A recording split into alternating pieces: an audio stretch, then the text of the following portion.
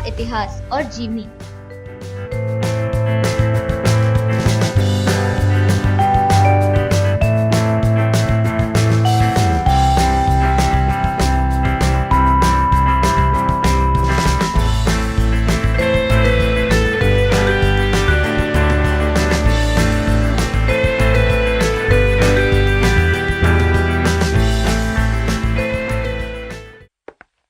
नमस्कार दोस्तों, स्वागत है आप सभी का हमारे चैनल हिस्ट्री मिस्ट्री में, जिसमें हम बहुत सारे रोचक और अनसुलझे रहस्यों से आपको रूबरू कराते हैं, जो सिर्फ हमारे चैनल पर उपलब्ध है। इसीलिए हमारे चैनल को अभी सब्सक्राइब करें और इस वीडियो को आखिर तक जरूर देखें।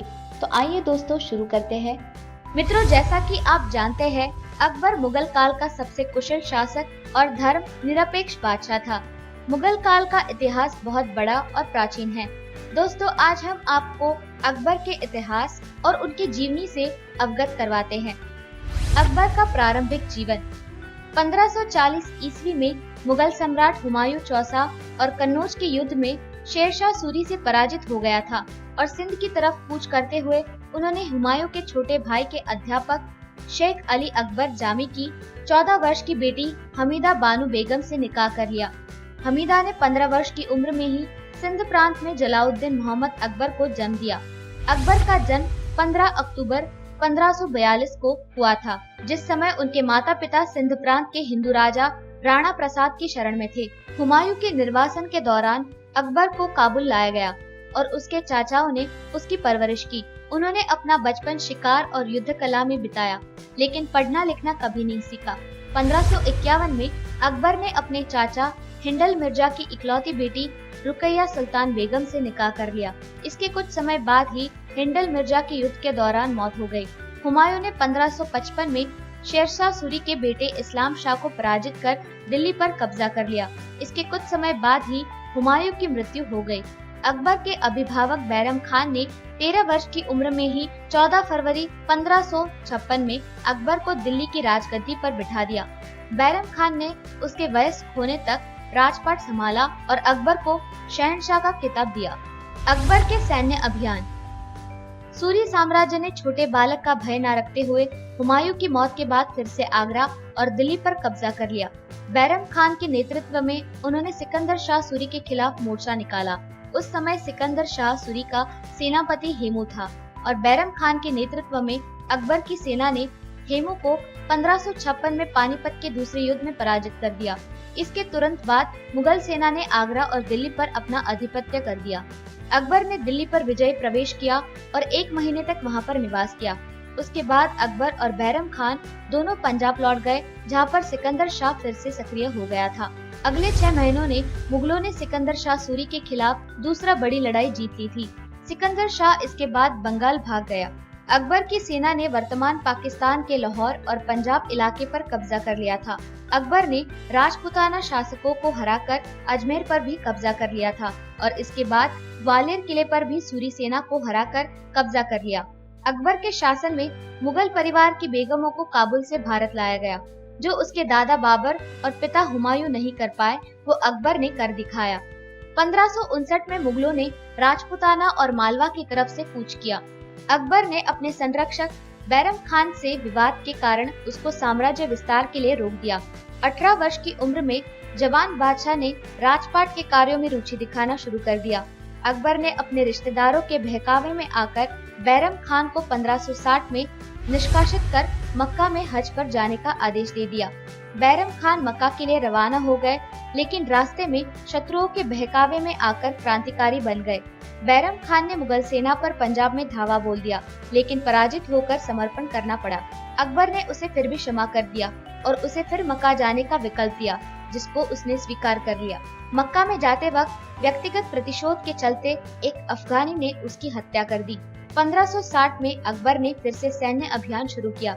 अकबर के धर्म भाई आदम खान और मुगल सेनापति पीर मोहम्मद खान ने मालवा पर आक्रमण कर दिया। सारंगपुर के युद्ध में अफगान शासक बाज बहादुर पराजित हो गए थे और खानदेश भाग गए थे।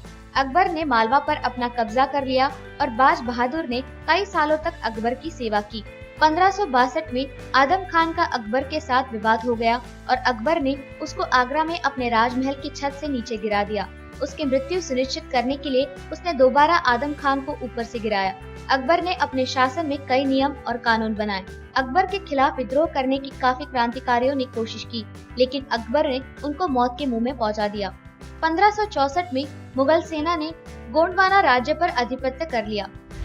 अकबर का साम्राज्य और मृत्यु। अकबर का अगला सैन्य अभियान बंगाल और गुजरात था। 1572 में उसने गुजरात की राजधानी अहमदाबाद पर अपना कब्जा कर लिया था। गुजरात पर अपना कब्जा करने के बाद फतेहपुर सिकरी लौटकर उसने अपनी जीत के उपलक्ष्य में बुलंद दरवाजा बनाया। 1593 में अकबर ने दक्कन में सुल्तानों के खिलाफ सैन्य अभियान चलाया। अकबर ने बुरहानपुर के आसिरगढ़ किले पर कब्जा कर लिया। 1605 में उसकी मौत से पहले उसने बंगाल की खाड़ी तक अपना साम्राज्य फैला दिया था। पेचिश की वजह से 3 सप्ताह तक बीमार रहने के बाद अकबर की मौत हो गई।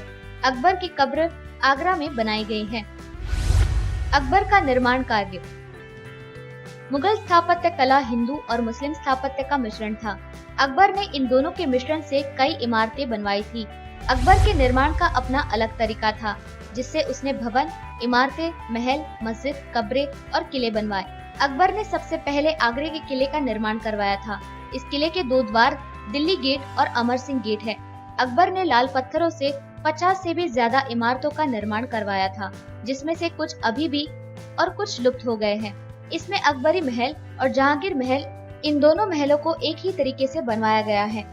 इसके बाद उसने लाहौर का किला और इलाहाबाद का किला बनवाया। उसकी स्थापत्य कला का सबसे सुंदर नमूना फतेहपुर सिकरी था, जिसे उसने अपनी राजधानी बनाया था। इस वीरान जगह को पूरा करने में अकबर को 11 साल लग गए थे। इस शहर को उसने 3 तरफ से दीवारों से और एक तरफ से कृत्रिम झील बनवाई। इस दीवार के 9 दरवाजे और इसका मुख्य द्वार आगरा गेट है।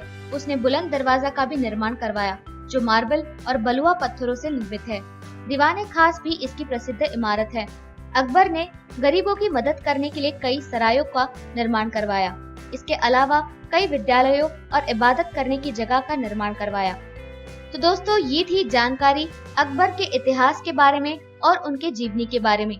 आशा करते हैं कि आपको ये वीडियो जरूर पसंद आया होगा। मिलते हैं अगले वीडियो में ऐसी ही किसी रोचक जानकारी के साथ। अगर आपको हमारे वीडियो से संबंधित राय या सुझाव देना चाहते हैं या आपका कोई सवाल है, तो हमारे वीडियो के कमेंट सेक्शन में लिखें और हमसे पूछ लें। दोस्तों, सब्सक्राइब करें हमारे चैनल हिस्ट्री मिस्ट्री को और बेल आइकन को दबाइए रोचक और अनसुलझे रहस्यों से जुड़ी वीडियो सबसे पहले देखने के लिए।